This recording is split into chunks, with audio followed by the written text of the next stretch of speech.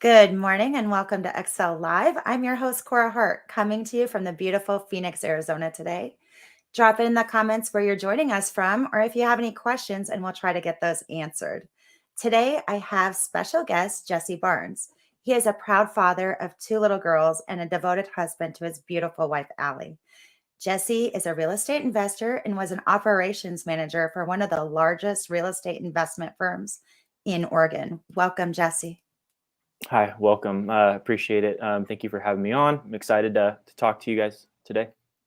Well, we're excited to have you. Today, you wanted to help us understand real estate investing and pretty much how working with a few investors can really change your business. Do you want to elaborate on that? Yeah. So essentially, I don't think this is not an actual statistic out there, but I would say I'm going to just not use any numbers. I'm going to say the majority of real estate agents out there, um, if they haven't already, know somebody that's an investor or is interested in becoming an investor or will be an investor. You've got, you know, uh, investing in the past, I would say 3 to 5 years has I would use the term sexy. It's gotten sexy, right? Because like before, it's like, oh, uh, go on vacations and the wanderlust movement that was all out there. Now it's moved towards like, you've got the fixer upper, you've got the rich dad poor dad with Robert Kiyosaki, you've got Grant Cardone, you go to your Instagram feed, and if you're anything interested in real estate, you're going to see people talking about investing, and so it's just it's growing. It's a growing sector, and if you are not wanting to be an investor, which I think it's a great way to financial freedom. Personally, it's not a get rich quick scheme, but it's tough, which is why not very many people do it. But I'm just here to share some knowledge because money's not the only thing that compounds. Knowledge compounds as well. So just here to talk about that. So, how do you find the right investor to work with if you don't have the financial backing yourself or the ability to Yeah. start doing a flip by yourself? If you wanted to work with an investor, what are some perks of doing that, and how do you find somebody? Yeah. So I'm gonna just speak for myself. Like it was easier for me because out of college, 7 years working as the operations manager, for one of the largest management firms in Oregon. When I first started, I was hired on to grow the company and just talk to investors about, hey, we have a maintenance division, we've got a landscaping department, we've got, all this stuff. We're your team. If you need a management company, we're your guys and girls. Uh, and so I was able to get my license and help investors 1031 exchange, buy a fourplex, turn it into an apartment complex, right? Like I was able to learn everything as an operations manager from the maintenance side on like, hey, I have to change the wax ring on a toilet all the way to, like the monthly owner statements that go out. So I didn't have just like a one track mind. I was able to know I wasn't talking out of my behind. I was able to like confidently go to these investors and say, "Oh yeah, that's something you should be aware of. There's moss growing on the roof. You should probably, take a look at that," or whatever it was. I was able to gain that confidence by working in that. Now, not everyone is going to be taking that same path. Um, I say networking, your local real estate associations. There was an association that we had in Oregon where it was a bunch of investors that would come and talk about investing, any deals, wholesale deals, and they would just kind of network and mastermind that way. I would go to those meetings as well, and I would find a couple clients here and there. But to be quite honest, I myself was interested in investing. My wife and I, we have 14 units in Tucson here in Arizona, and we it's amazing the investors that you meet because the agent that we used in Tucson to buy the property was able to connect us with other investors. And so you never know who you're going to meet through what median, but investing is a tight knit community. And if you can get in, you're just naturally going to be meeting people that are interested in that same field. But like I said in the very beginning, though, if you don't know anything about investing and you've helped, maybe you're a high producing agent, 15 to 30 transactions a year. Chances are one of those 15 to 30 transactions that you've done, you will have met a realtor or a client, or even how about this one, a tenant, right? Tenants, like when you buy and sell a property and there's tenants in place, you're going to be, don't discredit tenants. I always tell people that because like tenants, become buyers eventually someday, right? So treat them with respect, treat them with kindness. And if you do that, they're going to remember that, so there's so many ways to meet investors. There's syndication groups where people pool together money and you can become partners. I personally am not a fan of that because too many hands in the pot, then you don't really have control. But yeah, there's so many ways you can do it. But networking and getting out there and doing the work. So Is you always, you recommend having more than one investor that you could work with? yeah, it depends. I mean, it depends on how big your one investor is. If you've got one investor that's buying 10 homes a year and you're their guy, great. But there's so many ways to make money on this because I mean, if you've got an investor, for instance, in Oregon, Oregon's a very tenant friendly state, not very owner friendly. So I started noticing a lot of our investors moving their stuff to like Alabama or Arizona or Florida, right? Like away from Oregon to places that are more owner friendly, where it's more advantageous for people to buy there. Plus prices were a little bit better, Now, if you don't have your license in Alabama or Arizona or Florida, you're able to get referral fees for that, and you can still keep them as a client, right? But if you're able to help multiple investors that have different goals, for instance, if one investor is like, well, I only do 4 units or less because I'm able to do conventional financing, right? Or I only do nothing less than $1 million above, right? And you can find multiple investors to serve if they have different goals. I firmly believe that. Yeah. Okay, well, that's very helpful. So, how is the language going to be different when I'm talking with an investor opposed to a residential client? Yeah. So I always tell people this, like, you pull the wool over the eyes of a couple that's in love with the farmhouse sink and granite countertops, but you can't pull the wool over the eyes of an investor that's looking at it strictly from finances. They're not emotionally tied, right? They're not looking at it from like, well, I really love the shiplap or whatever it is, right? They don't do that. They don't operate in that way. So the language I would use is just talking finances. So you have to know what ROI is. You have to know what a cap rate is, right? And a cap rate is essentially just a way to analyze a deal and see the return on your investment. Now, the higher the cap rate, typically, the worse the area is typically. So if you were to tell me, Korah, saying like, just like I had a dart and I could throw it on the United States and you said, hey, Jesse, I'm going to do a test. I found a property with a 20 cap. Where do you think it is? I would probably throw a dart somewhere in like the South-ish, right? Like anywhere around Alabama, or, Louisiana, that kind of stuff.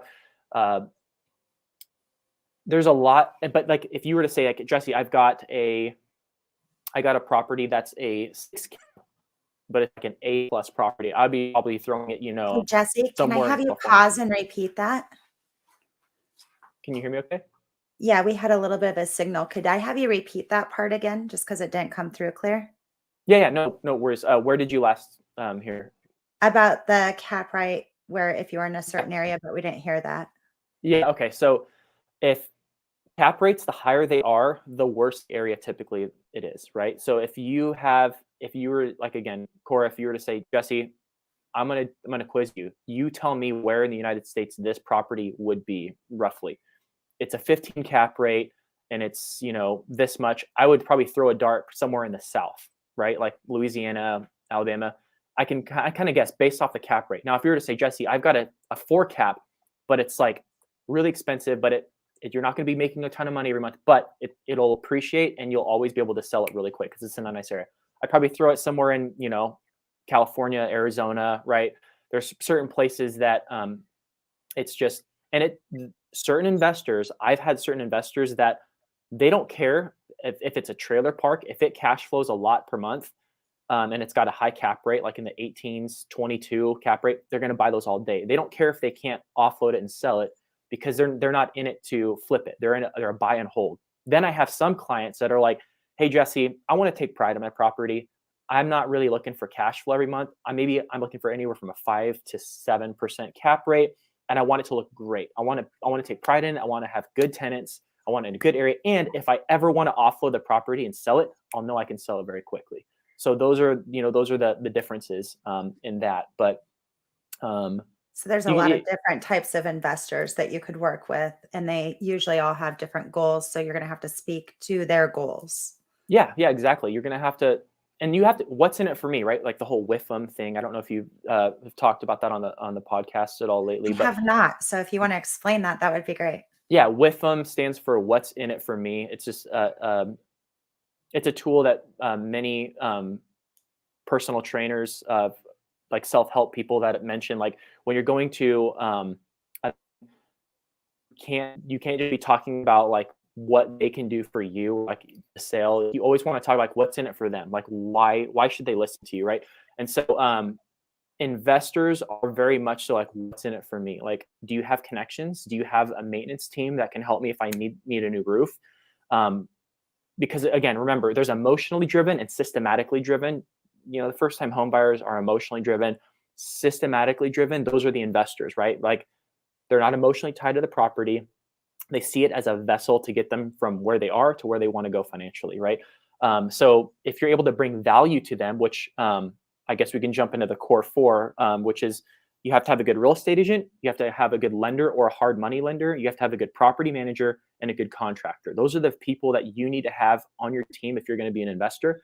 And so if you meet an investor that's like, man, I need, typically most investors don't need too much money because they kind of fund things themselves. But for instance, like a property manager, if you as an agent are able to make connections in your area, or even not in your area, say like you're in Arizona and your investor client that typically buys in Arizona is wanting to branch out to Alabama. Well, get that referral fee and start interviewing property managers in Alabama so you can help bring value to that client there. Even though you're not making money on the sale over there, since you're not licensed in Alabama, you can still bring value and have that connection, because you never know when they're going to want to buy again locally in Arizona where you're at or wherever you may be, right? So I highly advise you do the dirty work. Call the property manager, call contractors and say, hey, I have a client that's a pretty big investor that might be buying some multifamily down there. Do you have time to be putting them at the top of your list in terms of like, how far out are you? Like, I'm just trying to interview people for my client. That will go a long way for that investor when you go up to bat for them and do the dirty work. That's very helpful because they do expect you to be on top of your game and to know what's available to them. They want you to be as professional as they are. So I love that advice. 100%. Um, so if I wanted to start doing investments for myself, what tips would you have for that?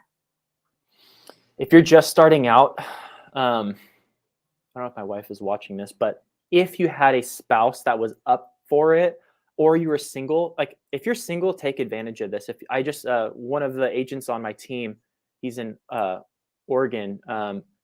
When I was bringing him on, I said, hey, because he was interested in investing. I said, hey, are you married or single? And he goes, I'm single. I'm like, perfect.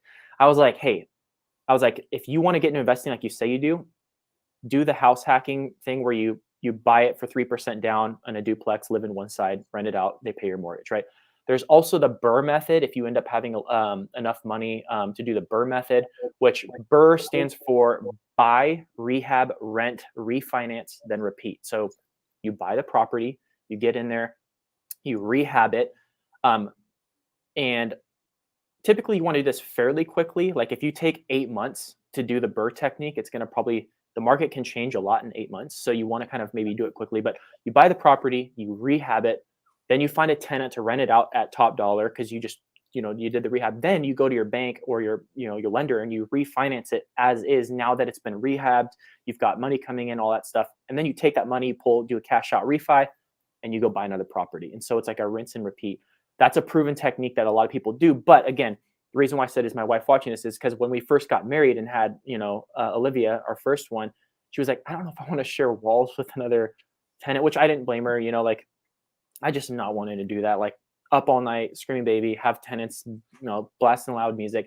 But if you and your spouse are on the same wavelength in terms of doing that, and you're like, well, we don't have a kid, like I don't mind having a tenant for a year, next to us, and do that. Do those small things that people talk about but don't do, because that's the difference. The information is out there. Like this isn't like proprietary. This isn't like secret, but the difference is certain people read about it and like, oh yeah, this is great. and certain people just do it, right? And that's the only difference.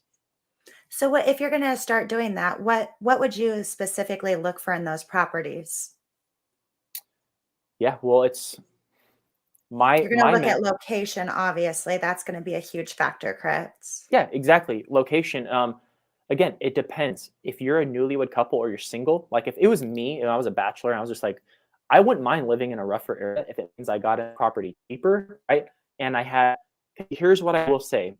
I know this sounds kind of not judgmental, but it's a fact. The lower income areas around the United States, you look at it as a whole, the tenants do the tenants don't leave every year for a new better thing, or I'm going to buy, or I just opened up my own business, I'm going to go here. The higher end areas with higher rents, and you've got families that are relocating for jobs, and they're like $3,000 a month in rent. Typically, if you have a property that's a high end property, for those, I don't touch high end properties for rentals because of this. A tenant moves in, say they do, and they are willing to pay $3,000 a month. The chances of them staying year after year and doing a lease renewal, very slim to none. The chances of them breaking their lease and going and buying their own property or moving to something else, way likely. Now, if you have that kind of a higher end property at $3,000 a month and they leave after 8 months and break the lease, you got a turnover and you have to flip the property again and clean it up and get it ready for rent. And you do it every year. Now, if you've got a cheaper property that you got a good deal on in a not as nice of an area,